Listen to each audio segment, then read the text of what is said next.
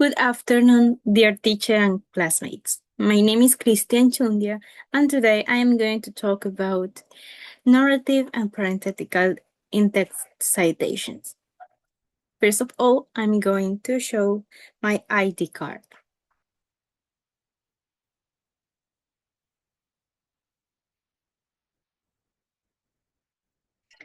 Now, I'm going to share my screen. So here we have my presentation. First, we have narrative in-text citations. When we take information from a thesis, an essay, we need to provide the necessary information about the original author of that work. So that is the main function of citations in general. Next, we have give prominence to the author, especially with narrative citations. We give a little bit more of protagonism to the author because, as we can see in the examples, we include the surname of the author and the year of publication in the sentence that we are citing. For example, according to Anchundia 2025, including artistic activities in your life could be one of the most relaxing therapies you can have. In this case, Anchundia acts as the subject of the sentence. Support your writings. We as university students, most of the time, have to write essays, do homework, and one of the most important things is to include citations. We do this because it is necessary to support and add value to our ideas and arguments. So that's why we use narrative citations in our works. In narrative in-text citations, we should use a connector or a reporting verb. We use them to add coherence to our writing. But take into account that we cannot use both at the same time. We should use a connector or a reporting verb. Now we have parenthetical in-text citations. The functions are very similar because they belong to the same category, in-text citations. So first of all, the information from the author should be between parentheses. Okay, here we have some examples. Okay.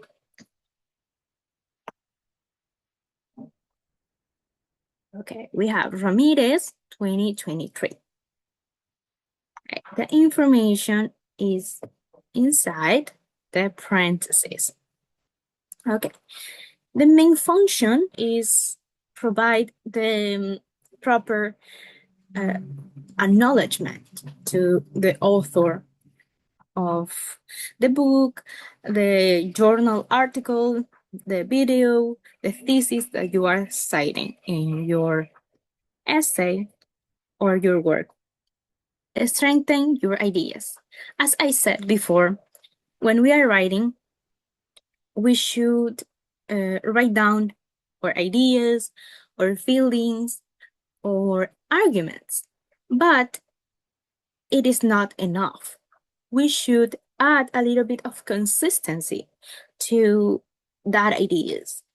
We should enrich all that knowledge of, or maybe all that ideas that we have, to finally write and share a good work, a good essay. Okay, so that's why we should use parenthetical in-text citations. Number 3, provide credibility, especially when we are doing academic writing. We add credibility to our work because we should take information from reliable sources. So when we do this,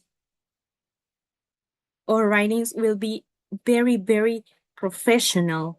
So here we have some examples. Praying could reduce anxiety levels. Ramirez, 2023. Citations allow us to provide credit to the authors. Lopez, 2025. Now we have the differences. Most of the time we can confuse them, but there are some differences that allow us to identify each of them. So the most important characteristic is the structure.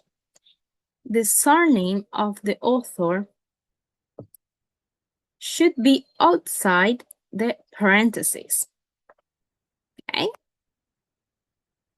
Only the year of publication is between the parentheses, just as we have here. Okay, this is a narrative citation structure. Next, in parenthetical citations, the information about the author should be inside the parentheses. Okay, we have the surname and the year of publication inside the parentheses. This is the key characteristic of parenthetical in-text citations. Narrative in-text citations are located at the beginning. Okay, here we have Mora 2022 explains that and continues. Okay, so we can see that it is at the beginning of the sentence in narrative citations. But in parenthetical, the information, the surname, and the year of publication of the book or of the source are included at the end of the citations. Here, the author plays the role of the subject of the sentence. Mora 2022 explains that, and we continue with the idea or the sentence that we want to include in our text. Okay, he acts as the subject. In this case, he doesn't. Okay. Number 4, reporting verbs and connectors. In narrative in-text citations, we should use reporting verbs or connectors. Okay, one of them, or reporting verbs or connectors. On the other hand, in parenthetical in-text citations, we should not use reporting verbs or connectors. And this is the second part. Here I have some information about a book, and I am going to explain the correct organization of the reference. So according to APA 7th edition, first of all, we should write the names, the surname or surnames of the authors and the initials of their given names. In this case, we have 2 authors, so we add the surname, the surnames, and the initials of the given names. Okay, and we have this symbol, which is the ampersand. Okay, the ampersand symbol. Okay, in this case, because we have 2 authors, we use the ampersand symbol. Okay, so okay, this is number 2. We have number 2. Okay. Next, we should add the year of publication. Okay, this is the year of publication, and we should add it to our reference, okay, between parentheses. Okay, year of publication. So next, we should add the title of the book. In this case, okay, it is Writing Academic English. Here we have the title of the book in italics. Okay. Next, we add the edition. In this case, 4th edition. And finally, the publisher. Here we have Pearson Longman. This is the correct order. Okay. Next, we have an article. Okay, this is a little bit more complex, but is pretty similar. Okay, first of all, according to APA, we should add the surnames and the initials of the given names of the authors. Okay, in this case, we have several authors. Okay. Okay, so this is the first thing that we should do in our reference. Next, we have the year of publication. Okay, 2025, between parentheses. Okay, next we should add the article title.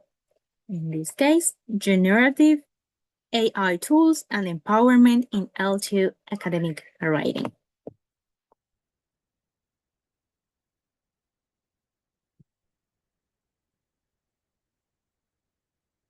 Okay, in article reference, we do not add italics to the title of the article. In the book reference, we add the italics to the title of the book. In this case, we don't. Okay. Next, we have the journal title system. Okay, and the journal title goes in italics. Okay. Next, the volume number 133 in italics also. Okay. Okay. Next, we have the article number instead of page range. Sometimes we have page range, sometimes we don't, but in this case, we should use the article number. Okay, here we have the article number. And to conclude, we have the DOI as a URL. Okay, we have the DOI right here.